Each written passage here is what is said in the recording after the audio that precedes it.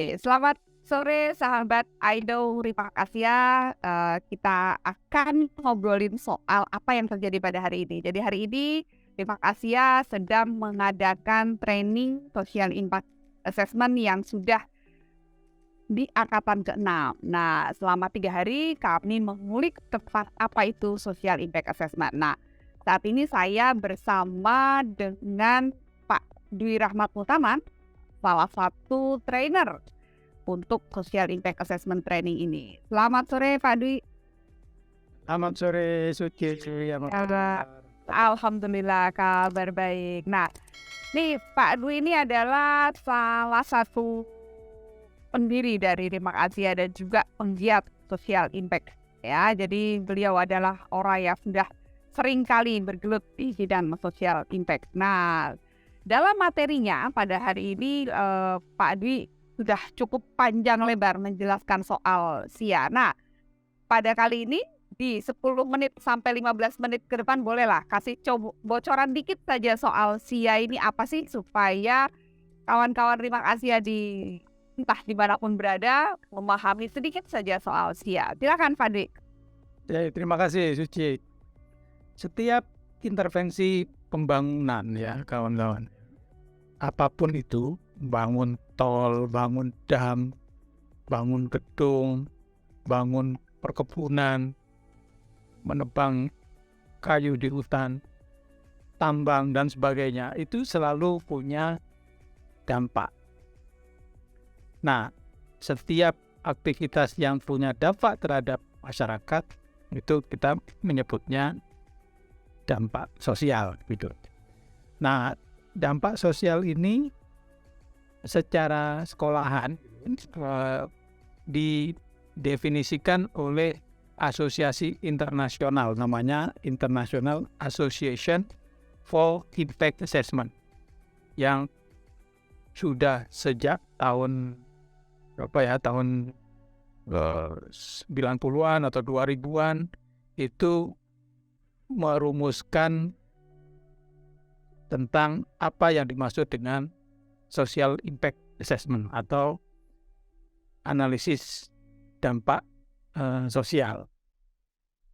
Nah, apa yang dimaksud dengan Social Impact Assessment atau assessment penilaian dampak sosial ini? Adalah sebuah proses menganalisis, memantau, dan juga mengelola konsekuensi sosial dari sebuah aktivitas atau intervensi pembangunan. Nah, definisi inilah yang dipakai dimanapun gitu, dan memang social impact ini tidak populer di Indonesia karena kita biasanya kalau ada prakarsa pembangunan selalu menggunakan AMDAL atau dalam bahasa Inggris disebutnya Environmental Impact Assessment (EIA). Nah, AMDAL inilah yang dipakai karena memang di dalam AMDAL juga ada aspek sosial di dalamnya, meskipun kedalamannya tidak seimbang dengan aspek fisik. Kalau di AMDAL itu fisiknya lebih banyak tuh, biodiversity, kemudian aspek fisiknya sendiri, tapi sosialnya tidak begitu mendalam. Nah, karena itu kalau di negara maju, misalnya Amerika atau Eropa, social impact assessment selalu digunakan sebagai pelengkap untuk yang bisa lebih masuk ke dalam dari aspek-aspek sosial dari sebuah dampak pembangunan. Nah, tadi saya sebutkan mengenai konsekuensi sosial. Apa saja? Banyak sekali konsekuensi sosial yang terjadi di masyarakat ini, yang bisa mengubah dari cara hidup, cara bekerja, cara hubungan sosial satu dengan yang lainnya, individu dengan individu lainnya, kelompok dengan kelompok yang lainnya, atau komunitas dengan komunitas yang lainnya, juga bisa mengubah organisasi mereka gitu ya, dan fungsi-fungsi yang ada di dalam masyarakat tersebut. Jadi dampak yang ditimbulkan dan perubahan yang ditimbulkan dari adanya pembangunan itu rentangnya sangat luas. Nah, secara spesifik, misalnya soal bekerja saja ya, cara hidup seseorang atau komunitas, bagaimana mereka hidup, bagaimana mereka bermain, berinteraksi sehari-hari satu dengan yang lainnya, atau soal budaya mereka, misalnya kepercayaan atau kebiasaan-kebiasaan, nilai-nilai yang dipegang, bahkan bahasa atau dialek itu juga bisa berubah karena ada intervensi pembangunan suatu daerah dengan misalnya mendatangkan pekerja baru dari luar wilayah itu misalnya ya, itu terjadi satu percampuran budaya yang bisa mengubah cara mereka berkomunikasi.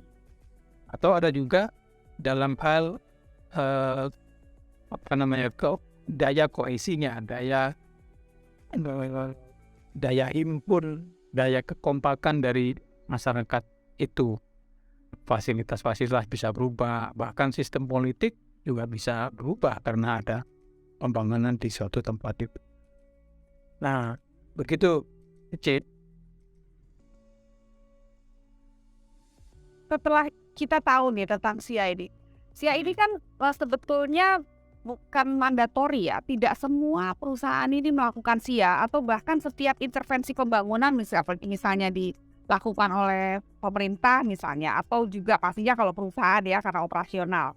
Nah, menurut Pak Andi sendiri, apakah karena sifatnya voluntary gitu ya, sebetulnya kita butuh nggak sih SIA ini sebagai dibuat menjadi sebuah hal yang mandatori, dan karena tadi ya dinamis sifatnya gitu, dan selalu ada perubahan, dan baiknya itu kan harus dilakukan terus menerus gitu ya, atau rentang waktu. Nah, menurut Pak Andi bagaimana sih, seberapa penting SIA ini menjadi hal yang harus dilakukan oleh setiap hal yang melakukan intervensi pembangunan?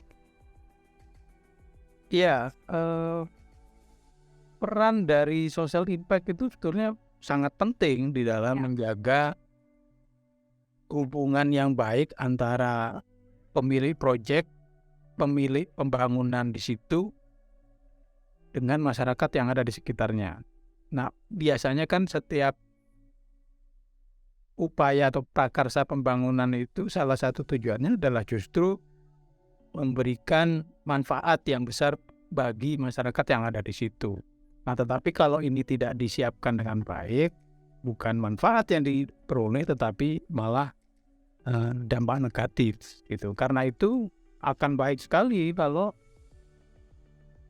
gagasan untuk melakukan social impact assessment itu ada mandatorinya, sehingga setiap proyek pemerintah wajib untuk melakukan social impact assessment di samping environmental impact assessment atau ENDAL untuk saling melengkapi gitu. Jadi sangat penting. Kalau di Amerika itu social impact assessment ini bagian dari National Environmental Policy Act atau NEPA di sana istilahnya. Ada aturannya ya. 1969 ya. Karena social impact yang sekarang ini yang dikembangkan oleh International Association for Impact Assessment IAIA itu akarnya juga dari National Environmental Policy Act Amerika, lalu dikembangkan menjadi guideline and principle untuk social impact assessment. Jadi ada buku atau guideline dan principle yang diterbitkan oleh IAIA tadi pada tahun 2015 yang terbaru. Jadi penting. Oke. Jadi kata kuncinya penting ya untuk SIA dilakukan. Oke, terima kasih Pak Dwi. Kita still sedikit-sedikit saja karena banyak gitu ya. Jadi biar nanti ada lagi forum seperti ini. Jadi kawan-kawan terima kasih ya, dan kawan-kawan I know tunggu kami, ada banyak sekali informasi yang akan selalu diberikan oleh kami tentang training SIA ini. Terima kasih, selamat sore. Terima kasih Pak Dwi. Selamat sore.